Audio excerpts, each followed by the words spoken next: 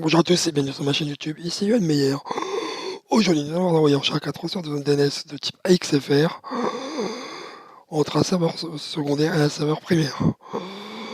Donc ce qu'il faut savoir, c'est que les transferts de zone sont toujours à l'initiative du serveur secondaire. Elle peut être notifiée par le serveur principal qui veut un changement, si on le configure. Donc maintenant, nous allons voir quand on envoie en charge s'effectue un transfert de zone de type AXFR. Donc c'est parti, allons dans les paquets. Donc, comme je vous ai dit, le transfert de zone type XFR est toujours à l'initiative du serveur secondaire. Donc, première remarque, on utilise TCP.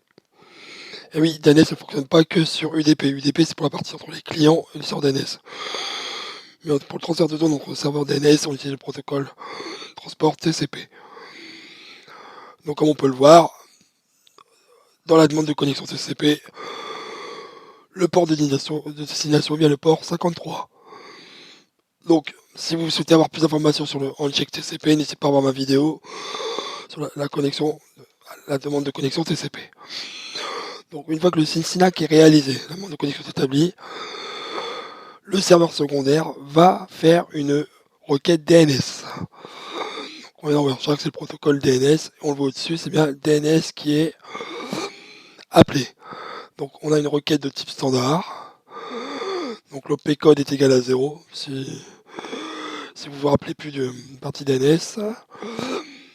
Donc, nous allons une question et nous allons demander dans la zone DNS home.local un transfert de zone complet. Ça va demander le transfert entier de la zone DNS. Ça, c'est un transfert de zone AXFR. Et la valeur est 252. Donc, comme nous sommes sur TCP, le serveur DNS principal active le paquet pour dire j'ai bien reçu ta requête, je vais te répondre. Et la réponse arrive. Donc, dans la réponse, on voit qu'il y aura 8 réponses. On rappelle la requête qui est de type AXFR sur la zone DNS home.local.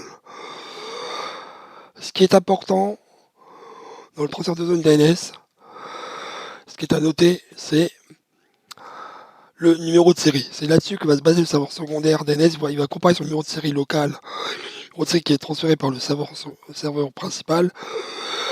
Si il est supérieur, il y aura une mise à jour des enregistrements DNS sur le serveur secondaire. Donc là, serial number égale à 2. Et là, après, c'est la partie refresh intervalle, expire limite et minimum TTL, c'est des informations pour le serveur secondaire.